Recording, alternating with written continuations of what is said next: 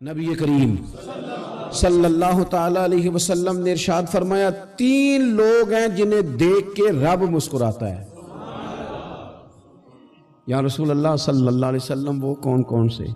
تو محبوب فرمانے لگے ایک وہ بندہ ساری مخلوق سوئی ہے، آدھی رات ہے، رات کا پچھلا پہر ہے، اس نے اٹھ کے وضو کر لیا، مصلی پہ کھڑا ہو گیا خدا کی یاد میں، فرمایا اسے دیکھ کے رب مسکراتا ہے جو اس کی شان کے لائق ہے۔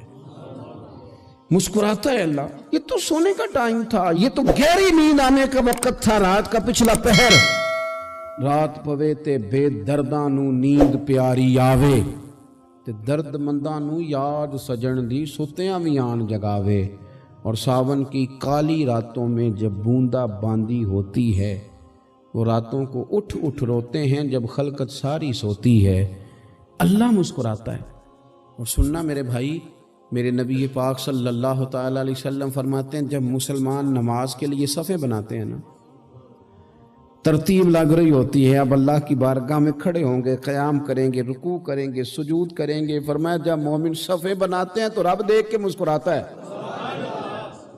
مسکراتا ہے۔ کمال ہو گئے عروج بندگی کا، جب بندے کو دیکھ کے رب مسکرائے، خدا بندے سے خود پوچھے بتا تیری رضا کیا ہے، مسکراتا ہے۔ اور میرے نبی پاک علیہ السلام فرماتے ہیں جب مجاہد جہاد کے لیے صفیں سیدھی کرتے ہیں، آج تو یہ رب کے نام پہ مرنے ہی آ گئے، یہ صفوں میں کھڑے ہوں گے، ترتیب سے لڑیں گے، ترتیب سے گلا کاٹیں گے کافروں کا یا شہادت لیں گے۔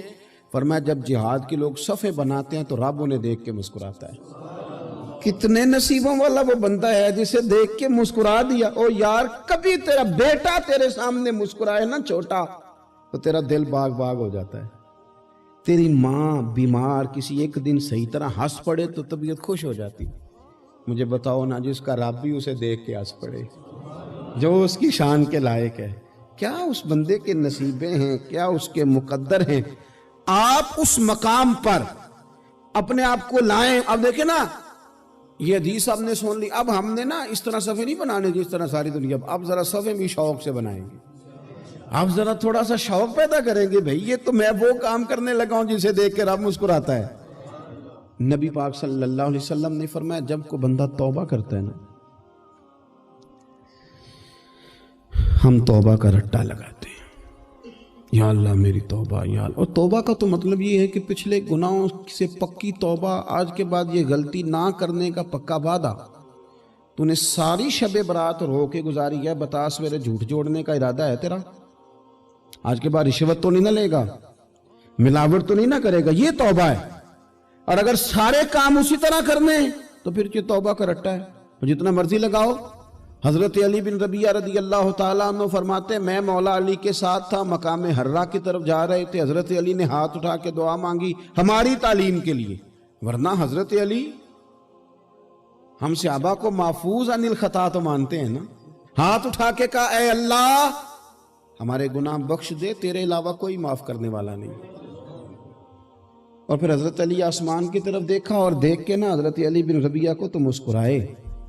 حضرت علی بن ربیعہ کہنے لگے حضور مسکرائے کیوں ہو؟ فرمانے لگے ایک دن میں حضور کے ساتھ اسی طرح آیا تھا، اسی طرح حضور نے دعا فرمائی تھی ہماری تعلیم کے لیے، اور پھر حضور مجھے دیکھ کے مسکرائے تھے اور فرمایا جب کوئی بندہ رب کی بارگاہ میں اس طرح استغفار کرتا ہے تو رب مسکراتا ہے، اور مسکرا کے فرماتا دیکھ لو میرے بندوں کو پتا ہے کہ میرے علاوہ معاف کرنے والا کوئی نہیں، انہیں پتا ہے، تم اس کی بارگاہ میں رجوع تو لاؤ، آؤ تو صحیح دو آنسو لے کر۔ اقبال کہتے ہیں کہ موتی سمجھ کے شان کریمی نے چن لیا، قطرے دو گرے میرے اب کے انفعال کے، دو میں نے آنسو بہائے تھے تو اس کے کرم نے تو موتی سمجھ کے چن لیا۔ سنو نا حضور اس استغفار کو، اللہ کو یار رات کو توبہ کر کے سونا چاہیے ہمیں، کچھ غلطیاں ہم کرنا نہیں چاہتے پر ہم سے ہو جاتی ہیں، کچھ دل ہم توڑنا نہیں چاہتے پر وہ ٹوٹ جاتے ہیں، ہماری مجبوری ہوتی ہے ٹوٹ جاتے ہیں۔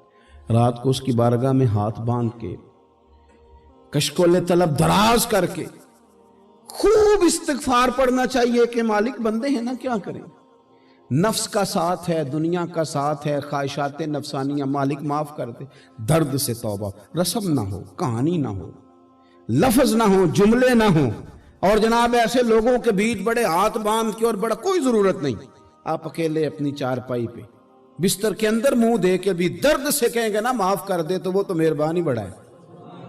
मेरे नबी पाक सल्लल्लाहु अलैहि वसल्लम मिसाल देते हैं, फरमाया एक आदमी सहरा में जा रहा, सहाबा से हुजूर खिताब कर रहे हैं, फरमाया एक आदमी सहरा में जा रहा था, उसने अपनी ऊँटनी पे खाना पानी पैसे हर चीज़ रखी हुई थी। सहरा था बहुत बड़ा, दरमियान सहरा के गया तो थोड़ा सा सस्ताने के लिए, आराम करने के लिए ऊँटनी से नीचे उतरा। अब उसने ऊँटनी की लगाम, ऊँटनी की नकेल अपने सरहाने के नीचे रखी, हाथ के साथ पकड़ी और सो गया। थोड़ी ही देर के बाद जब उसकी आंख खुली तो देखा ऊँटनी गायब है। सहरा में वो पैदल ना आगे जा सकता है, ना पीछे जा सकता है, ना दाएं ना बाएं, खाने को रोटी नहीं, पीने को पानी का कतरा नहीं, थोड़ा इधर भागा उधर भागा, थक गया। करीम महबूब फरमाते हैं वो पूरी तरह निढाल हो गया और मायूस हो गया, माअज़ल्लाह। मायूस होके दोबारा उसी जगह आके लेट गया जहां पहले लेटा था। इंतजार करने लगा कि अब मौत ही आएगी, आखिरी वक्त है, अब ना मैं पैदल ये सहरा क्रॉस कर सकता हूं, ना पीछे जा सकता हूं, ना खाना है ना पानी है, सिवाय मौत के कोई सहारा नहीं। हुजूर फरमाते हैं वो रास्ते में दोबारा लेट गया। अचानक उसने रुख बदला तो ऊँटनी सामने खड़ी थी। हुजूर ने सहाबा से पूछा बताओ ना उसे भला कितनी को खुशी होगी। या रसूल अल्लाह, जिसे नई जिंदगी मिल गई है। आप देखें ना, सारे डॉक्टरों ने कह दिया कि इसके तो गुर्दे, मैदा, जिगर हर चीज खत्म है, घर ले जाओ, खिदमत करो, हर तरफ परेशानी है। वो बंदा भी समझ गया है कि आखिरी वक्त आ गया, कल जाऊं परसों जाऊं, तैयारी हो गई, सब लोग आ गए, बाहर वाले भी आ गए, ये माहौल एक अजीब रंग इख्तियार कर गया। अचानक एक डॉक्टर ने आके कहा नहीं नहीं गलती लग गई थी। मुझे बताइए अंदाज क्या होता है? बगैर दवाई के बंदा उठ के खड़ा नहीं हो जाता। ओ मैं तो बच गया हूं।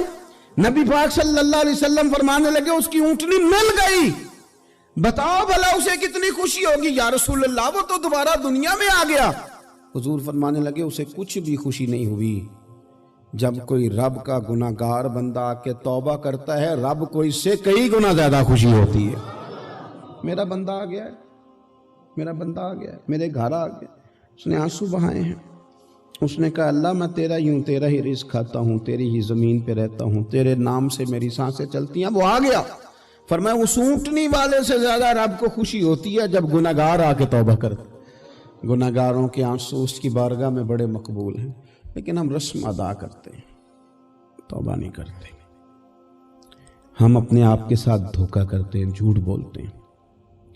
हम बंदा कोई नाराज हो जाए तो हमें को नहीं नींद आती, उसके घर चले जाते हैं। हम अपने सारे रिश्तों को, ताल्लुकात को मेंटेन करके रखने के आदी हैं। हमें पता है कि वहां मैं नहीं जा सका तो बेटा भेजता हूं, फलां शादी पे मैं नहीं जा सका तो भतीजा भेजता हूं, भाई भेजता हूं। हर ताल्लुक का हमने ख्याल रखा कोई रूठ ना जाए। लेकिन कमाल है ना, ये नहीं सोचा कि अगर रब रूठ गया तो, जब वो रूठ जाए ना तो सारे रिश्ते भी बंदे के पास मौजूद हों तो कोई करामत नहीं होता। फिर करोड़ों रुपया जेब में हो तो डॉक्टरों की दवाइयां असर नहीं करती। वो रूठ जाए तो फिर इंसान इस तरह से फिसलता है कि बड़े बड़े उसके पास दरवाजे होते हैं पर किसी जगह उसका हाथ नहीं लगता। खुदारा सुनो, नबी पाक सल्लल्लाहु अलैहि वसल्लम के पास मेहमान आ गया, बुखारी मुस्लिम है।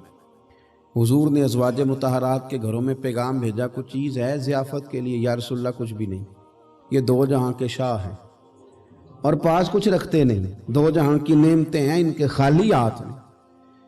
या रसूलल्लाह कोई चीज भी नहीं। हुजूर ने सहाबा के मजमे पे नजर डाली, या रसूलल्लाह सल्लल्लाहु अलैहि वसल्लम हुक्म हो। तो हुजूर फरमाने लगे तुम में से कोई बंदा है जो इसे घर ले जाए, रोटी खिलाए। एक सहाबी उठे फौरन, हुजूर मैं लेके जाता हूँ, खाना खिलाता हूँ। फरमाते हैं मेरे घर में सिर्फ बच्चों का खाना था। ये नहीं कि फ्रीजर भरा हुआ है नेमतों से, सिर्फ बच्चों का खाना। ये नहीं कि किसी को देख के अपनी हंडिया पे बर्तन दे लिया, सिर्फ बच्चों का खाना। कहते हैं घर गया, बीवी से कहा क्या कैफियत है? कहने लगी बच्चों की रोटी है। मैंने कहा बच्चे सुला दे, सुबह नाश्ता कर लेंगे। تو کہنے لگی آپ کیا کھائیں گے؟ تو میں نے کہا نہ میں کھاؤں گا نہ تو کھائے گی، مہمان جو نبی پاک کا ہے۔ کہا اچھا، اب ذرا تجویز دیکھو میاں بیوی کی سوجھی آپس میں۔ کہتے ہیں کھانا لگا دینا، کیونکہ ایک آدھ بندے کا کھانا ہے۔ اپنی غربتوں کا ہر جگہ اظہار کرنا، رونا رونا، یہ دیکھو غربت کیسے چھپائی جا رہی ہے۔ اس کو کہا نہیں کہ چل تو تھوڑا رحم کھا، تو آیا ہے تو تھوڑا رحم کھا، یہ نہیں کہا اٹھ کے نا تو کھانا رکھنا اور اٹھ کے نا چراغ ٹھیک کرنے کے بہانے بجھا دینا۔ ہم دنیا والوں کے سامنے کیوں اپنے دکھ بیان کریں؟ ہم جو کہیں گے رب رسول کی بارگاہ میں کہیں گے۔ تو نا چراغ ٹھیک کرنے کے بہانے، اہلیہ اٹھی، کھانا دینے کے بعد چراغ ٹھیک کرنے کے بہانے بجھا دیا۔ خامد بھی ہاتھ چلاتے رہے، بیوی کبھی برتن رکھتی کبھی اٹھاتی، پتہ چلے کہ کھانا کھا رہے ہیں، کھانا کھایا جا رہا ہے۔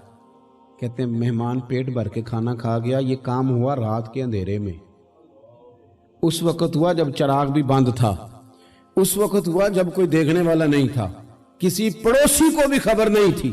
فرماتے ہیں صبح کے اجالے میں اس مہمان کو لے کے مسجد نبوی میں نے قدم رکھا تو نبی کریم نے فرمایا رات جو تم نے کام کیا ہے نا اسے دیکھ کے میرا رب بڑا مسکرایا ہے، اللہ بڑا مسکرایا ہے۔ اللہ تر دامنی پہ شیخ ہماری نہ جائیے، ہم دامن نہ چھوڑ دیں تو فرشتے وضو کریں۔